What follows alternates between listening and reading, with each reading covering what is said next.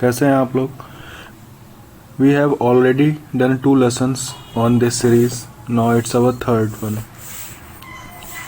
Now let's begin with our question. Our question is, train A takes 45 minutes more than train B to travel a distance of 450 km. Due to engine travel of train B falls a quarter, so it takes 30 minutes more than train A to complete the same journey. What is the speed of train A? इस ए की speed निकालनी है। तो B जो है पहले ए से 45 minutes come ले रही थी ट्रेन, और अब 30 मिनट्स ज़्यादा ले रही है। तो बी के रिस्पेक्ट में 75 मिनट अब ज़्यादा ले रही है। ठीक है, पहले से अब 75 मिनट ज़्यादा ले रही है अपना डिस्टेंस ट्रेवल करने में। जो बी की स्पीड है वो कितनी 1/4 कम हुई है, यानी कि अगर पहले उसकी 4 थी तो अब उसकी 3 हो गई है। और हम लोग जानते हैं टाइम का जो रेशियो होता है वो स्पीड के रेशियो के इन्वर्स होता है। कितना 3:4। ठीक है, तो 1 की वैल्यू कितनी है 75 आ गई, 75 मिनट्स। ठीक, तो टाइम कितना हो गया, बी का टाइम आ गया हमारा 2:25, और हमारा ए कितना ले रहा है 45 मिनट्स ले रहा है बी से ज़्यादा, तो कितना हो गया 270 मिनट्स हो गया।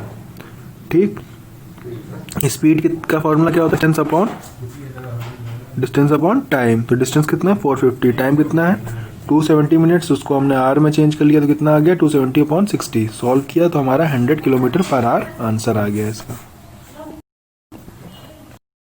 अगला क्वेश्चन कह रहा है, gardener has 39 apple tree, 78 banana tree and 143 mango tree, want to plant them in a row such a way that each row contains only one type of plant and also has equal number of plant, find the minimum number of rows. तो सबसे पहले हम लोग इसका इन तीनों का HCF निकाल लेंगे। तो इसका एचसीएफ आएगा हमारा 13 आएगा। ठीक, कैसे निकाला 39 का क्या होगा 3 × 13। इसी तरह 78 का क्या होगा 2 × 3 × 13, और इसी तरह हमारा 143 का क्या होगा 1 का क्या होगा 11 × 30। तो तीनों में देखिए हमारा 13 कॉमन आ रहा है, इसलिए इसका एचसीएफ 13 आ गया।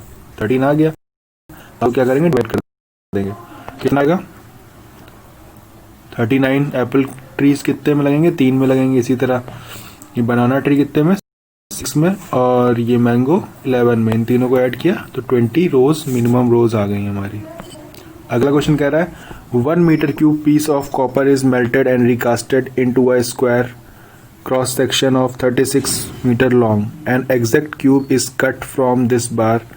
If 1 meter cube of copper cost 108 rupees, then the cost of cube is। देखिए ये अब हमारा फॉर्मूला क्या होता है, वॉल्यूम का फॉर्मूला होता है एरिया इंटू एट या लेंथ। ठीक है, तो एरिया कितना है, मान लीजिए साइड इसकी हमने ए मान ली, तो ए स्क्वायर एरिया हो गया, और लेंथ कितनी है 36, तो इंटू 36 किसके बराबर हो गया 1 के बराबर हो गया। वॉल्यूम के बराबर आएगा 1/36 आएगा वहाँ से, तो ए की वैल्यू कितनी हो जाएगी 1/6 हो जाएगी। ठीक, तो वॉल्यूम अब हमारा क्या निकालना है, अब क्यूब का वॉल्यूम निकालना है। तो क्यूब का वॉल्यूम कितना हो गया 1/6 × 1/6 × 1/6 कितना आ गया 216 मीटर क्यूब। ठीक, और कॉस्ट क्या होती है volume into cost for 1 metre cube. 1 metre cube की कॉस्ट हमें पता है कितनी है 108 रुपीज़ है, तो इसको 216 से मल्टीप्लाई कर दिया 1/216 से, तो कितना आ गया 1/2 रुपीज़, जो कि 50 पैसा के बराबर होता है। अगला क्वेश्चन कह रहा है, A B C can do a work in 15, 20 and 30 days. A work for whole time, every third day B and C together work with A, the work completed in how many days। तो इन सब की पहले efficiency निकाल ली हमने, तो उसके लिए पहले हमने इसका एलसीएम लिया इन तीनों का, तो एलसीएम आया हमारा 60 आ गया, एफिशिएंसी 432 आ गई। अब कह रहा है कि 2 दिन अकेले काम करता है एक, और तीसरे दिन उससे बी और सी दोनों मिलके काम करते हैं उसके साथ, तो तीनों लोग काम कर रहे हैं तीसरे दिन पे। तो 2 दिन पे कितना काम हुआ इसका 8 होगा, तीसरे दिन कितना हो जाएगा ये हो जाएगा, तो 3 दिन में कितना काम कर रहे हैं 17 काम कर रहे हैं, 3 दिन में वो 17 काम कर रहे हैं। ठीक है, तो इसी तरह अगले 3 दिन में, फिर अगले 3 दिन में कितना हो जाएगा टोटल 9 दिन में कितना काम कर लेंगे वो लोग 51 काम कर लेंगे। ठीक है, अब अकेले काम करेगा कौन ए ने काम किया अकेले एक दिन। ठीक, तो 10 दिन हो गए, कितना 4 काम किया। फिर 4 यूनिट काम किया उसने एक दिन में। अब तीनों काम करेंगे, कितना काम बचा है हमारा, 1 बचा है काम, 1 यूनिट काम बचा है। ठीक है, वो कितने एफिशिएंसी कितनी है टोटल 9, तो 1/9 डे में कंप्लीट होगा। तो आंसर कितना आ गया 11, 1/9। ठीक, चलिए अगला क्वेश्चन देखते हैं। कह रहा है the coordinates of the point P divides externally in the ratio the line joining this in the ratio 3:3। अब एक्सटर्नली में हमारा माइनस होता है, इंटरनली में हमारा प्लस होता है। तो ये फॉर्मूला होता है एक्सटर्नली का हमारा क्या, m1x2 माइनस m2x1 और अपॉन m1 माइनस m2, और y के लिए होता है m1/2 minus m2y1 upon m1 minus m2। ये y के कोऑर्डिनेट्स के लिए होता है, ये x के लिए होता है। ठीक है, अब हमारा देखिए, अब इसमें रख देते हैं। m1 क्या है हमारा 1 है, और x2 क्या है 3 है, तो -3 आ गया। ठीक, और माइनस का साइन बीच में, m2 क्या है 3 है और x1 क्या है 1 है, तो कितना आ गया -3।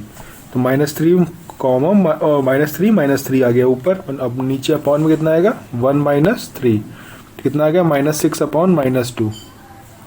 ठीक, तो कितना आ जाएगा हमारा आंसर 3। तो और इस तरफ कितना आ जाएगा 18 अपॉन -2, कितना आ गया -9। ठीक, तो हमारे कोऑर्डिनेट्स क्या आ गए 3, -9।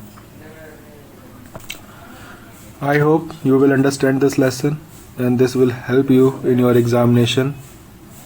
Keep sharing, keep following. Thank you. Bye.